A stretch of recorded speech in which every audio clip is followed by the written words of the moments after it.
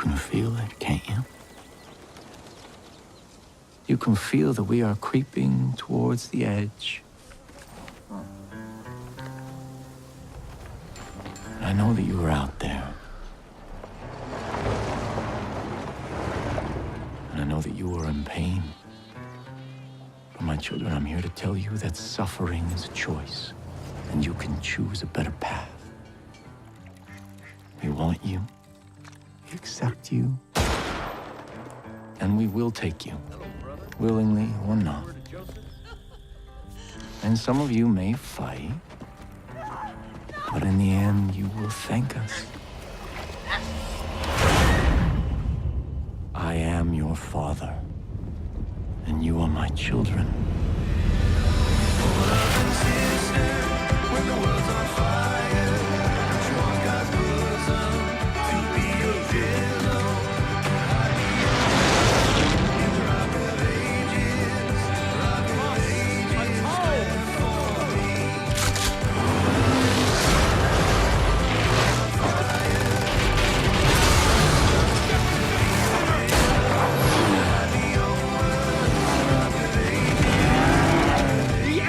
Upon us!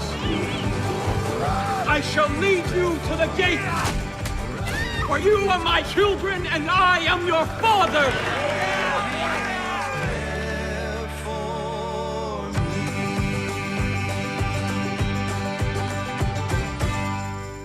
In addition to the cutesiness of a game like Mario and Rabbids, we also had the ultra-violent Far Cry 5 at the Ubisoft presser. Dan Hayes here is the executive producer on the game. This is, how many go-rounds on the Far Cry franchise is it for you now? Well, this is number 4, I think. As the producer on 3, the producer on 4, the exec on, this is number 4, I think, yeah. That's amazing. Yeah. So I guess one of the big challenges for you is, like, you've made great games already. You're kind of competing with yourself in a way. You have to make something that stands apart and sort of challenges everything that we know about the franchise. I think that's exactly what we're doing. We think like that, right? How do we make it unique? How do we make it interesting and surprising? I mean, the first time that we started to kick around the idea of Montana, I think everybody in the room was like, Montana, like, walk us through it. And then the more we started to talk about it, it was really surprising and interesting. It's this idea that it's kind of away from things, it's still a frontier, but it's in your backyard and you know it. It still gives you that sense of this frontier, this wilderness, the core of hunting, but now we bring fishing, we bring guns for hire, we bring all this different stuff to it. And for us, when we sort of push the envelope of what we want to do, we really want to make an open world where you can author the story, right? I mean, in previous Far Cry's, it's been a little bit linear, so this time we're saying, look, drop you in the middle of the world, go where you want, meet the people you want to meet, and then sort of author your own experience, and then tell us what story you had. So it's not like a big bad that's sort of, you got to hunt down at the end. It's more like you're starting to understand who the population is. It's really organic, right? I mean, we wanted to make it so that there's this character that's definitely out there, but the character is not fixated on you. They're fixated on a mandate that they have. And you're the one who kind of gets in their way, and they turn around and they're looking at you going, all right, I'll deal with you. And then you have these great face-to-face moments. We know we did a good job with Boss, we did it again with Peg and Min, and this time we wanted to say, what if we could do it with an entire family? Right. And what if each member of that family had a region or had something that they were responsible for, and you could have that FaceTime with you and feel that sense of, the hair on the back of your neck as they step into your space. Sure. So we wanted that for this game, and that as you author that experience, you could meet them in a different order. You could sort of experience the game the way that you wanted to experience. So that's what we built. Was that a fine line for you guys to walk because you wanted to have empathy in this situation? You didn't want them just to be the bad guys and the good guys kind of thing? It's a tricky thing, right? Yeah. When you're trying to author something that's organic, and something that allows the player to be able to do it on their own, just something as simple as, how you discover the world. You're going to meet people, and the first time they meet you, it's going to feel like real life. They may not know you, they may not trust you, or after you've liberated like a small town like Falls End, somebody in the world's going to go, oh, you're the one who cleared out Falls End. I understand you. I know what you did. We put in things in the world where there's moments where you can just have moments where you can step away from the game. Even something as simple as fishing, right? We're watching people play the demo, and some people have been waiting a long time to play the demo, and we're thinking, okay, we've got this earnest story, we've got these cool characters. Somebody picks up a fishing rod and fishes for a half an hour. We're like, play the way you want to play. That definitely was the way that I sort of encountered the game too. I just charged right into battle because you have some really bleak and heavy moments in there, and the pacifist in me is like, let's take out all these guys before they get hit in the head by baseball bats. Right. And you've got that freedom in the game. Yeah. You can approach this how you want to, right? Do what you want to do. we're seeing people get in the plane, right? They get in the plane, they go to Nick's, they make sure that Nick is safe, and then Nick says, here, take my plane. And we author an experience where you can go and strafe and you can go and bomb, but people are just flying around the world and going, wow, this is beautiful, this is amazing. And then all of a sudden, a Chosen comes in and starts to attack, and then all of a sudden you're in a dogfight.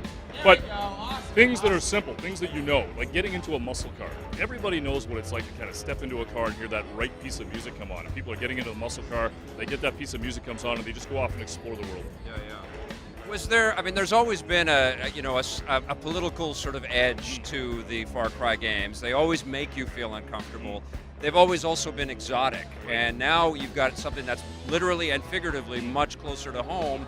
Was this also a statement on your team that this kind of uncomfortableness in our society exists not just over there, it's everywhere? I think what we really focused on was the father, right? I mean, when I tell the story about how the genesis for the game and the specifics of what we're making right now, for me, I was a kid, I grew up in the 80s, right? And I remember that for me, the real pitch for the game is that feeling when I was a kid of watching the Soviet Union and watching America sort of in this really uncomfortable struggle, and this feeling of me looking up at it as a kid and going, wow, at any time, it feels like we could be this close to the end.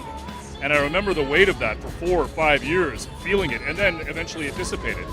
And it was interesting to me to build a character who had that same feeling like everything is not perfect, everything is not right. And the father really believes that. He believes that the end of times is coming, that there's going to be a collapse. And so he has this mandate to go out and try and save as many people as he can, whether they want to be saved or not. And that creates a very unique dynamic for this character. It's not just one-on-one. He's got something that he's actually trying to do. And so we put you in that. We put you with a character like that who's trying to do this thing. There are earnest moments, there are crazy moments, there are fun moments, and then we put you in a world where there are real people in it. And we also built a system that's a little different for us, is that rather than just having a cinematic moment with a character, we wanted you to meet them kind of on their home turf and go up and talk to them. And then if you decide, no, I don't want to talk to you, you wander off. And they're like, hey, okay. And then when you come back, they recognize that you did that.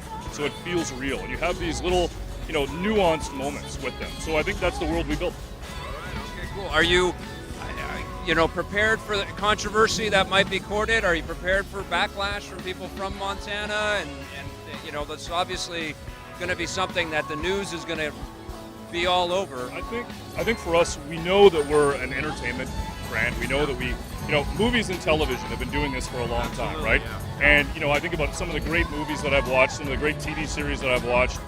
They really do port you to a different place. They show you a different economy. They show you a different lifestyle. And that's part of the fantasy. They're entertainment. And for us, we think games have come to the same place, where we have the ability to explore some of the same subjects. But that's the thing, is we built our own world. Yeah. Yes, it's called Montana, but you can't find Hope Montana. We built that. Right. And yes, we built a cult, but it's our cult. Right. And what they believe in is what we built. So we absolutely believe it's an entertainment brand, and we want people to be able to explore it like that.